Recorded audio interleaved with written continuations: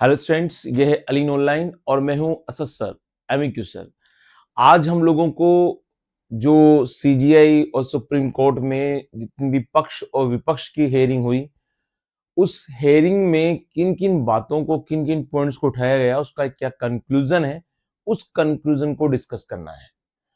इससे हम लोगों को क्या फायदा मिलता है या नहीं मिलता है, या किस डायरेक्शन में ये केस जा रहा है, उस केस को समझने में हमको हेल्प मिलेगी। सबसे पहली बात जो बहुत जरूरी बात है कि हम लोगों को ये समझना होगा कि अब रीनीट की जैसी कंडीशन बन रही है या नहीं बन रही है। और सैटरडे को, जो लास्ट सैटरडे को जो एनटीए ने सेंटर वाइज, सिटी वाइज जो डाटा रिलीज किया, उससे क्या फर्क पड़ा या नहीं हुआ, ये इन चीजों को हम लोगों को डिस्कस करना है आज के पॉइंट में।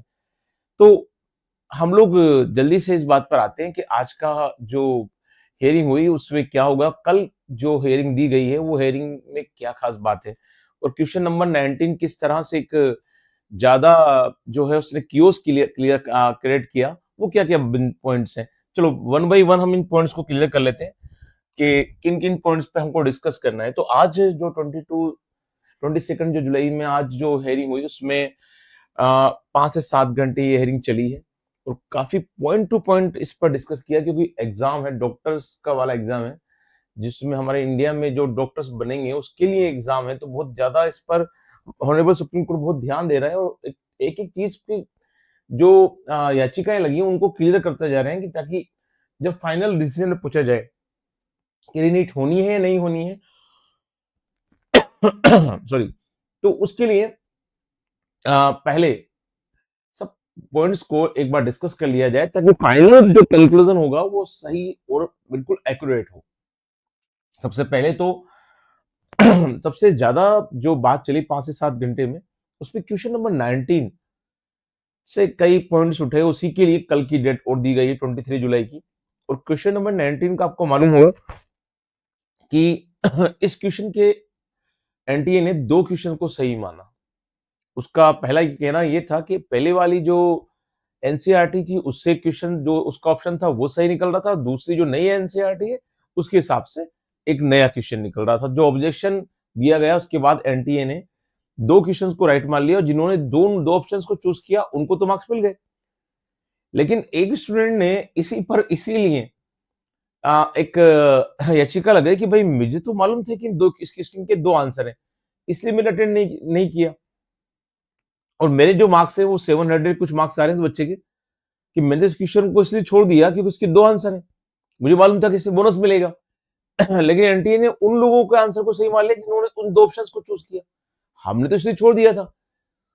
ठीक है, तो इस बात के लिए एक एक्सपर्ट कुछ कमेटी बनी जिसको कल अपनी रिपोर्ट देनी है कि इस क्वेश्चन का क्या है, इसमें क्या करना है, कि इस क्वेश्चन को हटाया जाए, उसके सबको बोनस मार्क्स मिले तो मुझे उस मार्क्स से थोड़ा आगे बढ़ने का मौका मिलेगा। तो क्वेश्चन नंबर 19 ने काफी क्यूरियोसिटी क्रिएट की, इसी के लिए कल की जो डेट है उसको भी कंसिडर किया गया है। दूसरी बात जो हमको ध्यान रखनी है, एग्जाम, अब इस एग्जाम में पॉइंट्स, सारे पॉइंट्स उठ रहे हैं।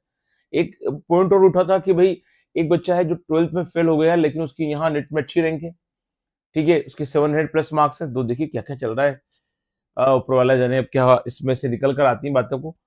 एक बात और जो है कि गलत पेपर कितने बच्चों को डिस्ट्रीब्यूट किया, ये पॉइंट भी काफी ज्यादा राइज हुआ। तो वही गलत जो था वो 3,300 स्टूडेंट्स ऐसे थे जिनको गलत पेपर डिस्ट्रीब्यूट हुआ और इनको ग्रेस मार्क्स मिले।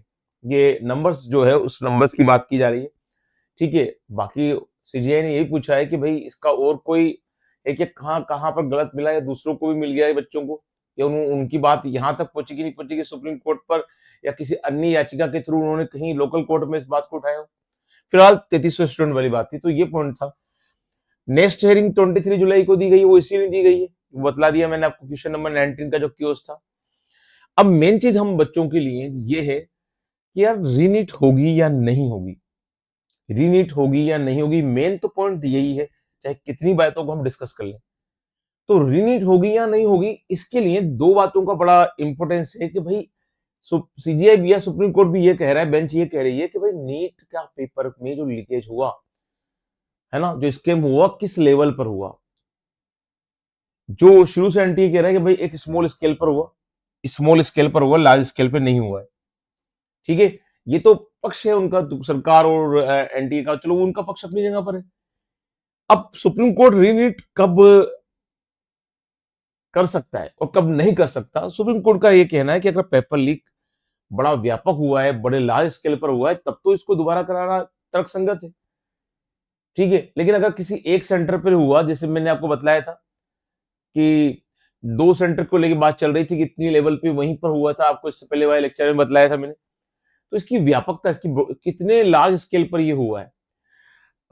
दूसरी बात ये उठ के रहे कि 5 मई या 4 मई, एनटी कह रहा है 5 मई को लीकेज हुआ, लेकिन 4 मई को बच्चों को पेपर बट गया था, ये बात रखी गई।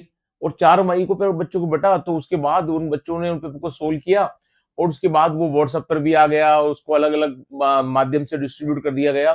तो पेपर जो पक्ष याचिकाकर्ता के पक्ष की रीनीट होना चाहिए, वो कह रहे हैं कि 4 मई को बच्चों को मिल गया था, और इतने टाइम में कि अगले दिन 5 मई 24 घंटे का टाइम मिल जाता है, तो ये लार्ज स्केल पर डिस्ट्रीब्यूट होगी। अगर ये चीज सिद्ध हो जाती है, ये प्रूव हो जाती है कि लार्ज स्केल पर ये पेपर का लीकेज हुआ है, तो फिर तो रीनीट कन्फर्म है। लेकिन अगर ये लार्ज स्केल वाली बात नहीं आती है, तो अब देखिए ऑनरेबल सुप्रीम कोर्ट क्या डिसीजन लेता है, फिर रीनीट के चांस कम हो जाएंगे। लेकिन जो माहौल बन रहा है उसमें ये बात जरूर जो होगी याचिकाकर्ता की जो वकील है, एडवोकेट, इनको सिद्ध करनी पड़ेगी, प्रूव करनी पड़ेगी, और सीबीआई भी इसमें लग रहा है, सीबीआई भी इसमें पॉइंट टू पॉइंट बातों को क्लियर करता जा रहा है। लेकिन बात यही है कि रीनीट तभी होगी जब सीजीआई की जो बेंच है वो इस बात में ठीक है राजी हो जाएगी सबूतों के आधार पर कि भैया ये जो एग्जाम है इसमें एक बड़े स्केल पर लीकेज हुआ है, तब तो फिर नीट कंफर्म है। लेकिन छोटे स्केल की अगर बात चलती है, तो फिर क्या डिसीजन निकलता है ना, वो सारा मामला फिर अदर जुल में चला जाएगा। यही मेन पॉइंट है, हम लोगों को ध्यान रखना है सारी बातों के सराउंडिंग में। एक ही बात इंपॉर्टेंट है कि इस पेपर में किस लेवल पर लीकेज हुआ है। और एनटीए बार बार यही कह रहा है कि नहीं, एक छोटे से 2 सेंटर पे लीकेज हुआ, बाकी नहीं हुआ। तो अगर ये बात प्रूव हो जाती है, क्योंकि नेक्स्ट शेयरिंग में हमको ये देखना है, तो ये बात प्रूव हो जाती है, तो फिर तो रीनीट कंफर्म है। और अगर ये इसका लार्ज स्केल वाली बात नहीं होती है, तो फिर तो इसका मामला दरजुल में है। तो देखते हैं कि हम लोगों को इससे रिलेटेड क्या पॉइंट्स मिलते हैं। फिलहाल तो यही अपडेट है। अब देखते हैं कल की जो हेयरिंग होती है उससे कुछ पॉइंट्स और निकल कर आएंगे, वो कौन से पॉइंट्स हैं और क्या क्या हुआ है, फिर तो हम उसको उसमें डिस्कस करेंगे। फिलहाल बच्चों यही अपडेट है। तो रीनीट तभी होगी जब आप ये कोर्ट में जज करता है ये इस बात को सिद्ध कर देंगे, या उनका एडवोकेट सिद्ध कर देंगे कि ये लार्ज स्केल पर लीकेज था। और सीबीआई इसमें कर रही है, अगर सीबीआई को इसमें बड़ा स्केल मिल जाता है, तो फिर तो यही है। तो सारा का सारा प्रोसेस इसी पर टिका हुआ है। तो जो रीनीट चाहते हैं उनके लिए ये वाली बात है, जो रीनीट नहीं चाहते उनके लिए ये वाली बात है कि व्यापकता या उस लेवल को अगर नहीं बस प्रूव कर पाए, तो फिर तो चांस कम हो जाएंगे। देखते हैं कि अब क्योंकि ऑनरेबल सुप्रीम कोर्ट इस मामले में बहुत ज्यादा देखिए पॉइंट टू पॉइंट डिस्कस कर रहे हैं। 5 से 7 घंटे आज चली है हेयरिंग, अगर आप सुनते हैं तो बड़ा इंटरेस्टिंग पॉइंट्स निकल निकल कर आते हैं कोर्ट में। तो जब तक पूरी हेयरिंग कंप्लीट नहीं हो जाती है, तब तक हम कह नहीं सकते कि अभी क्या डिसीजन आएगा। लेकिन इसी लेवल पर डिसीजन आएगा कि व्यापकता या ब्रॉडनेस या कितने लार्ज स्केल पर ये पेपर का लीकेज हुआ है, उसी के बेस पर डिसीजन ले जाएगा कि रीनीट होना है या नहीं होना है। आज के लिए बच्चों इतना ही था। Good day and good bye.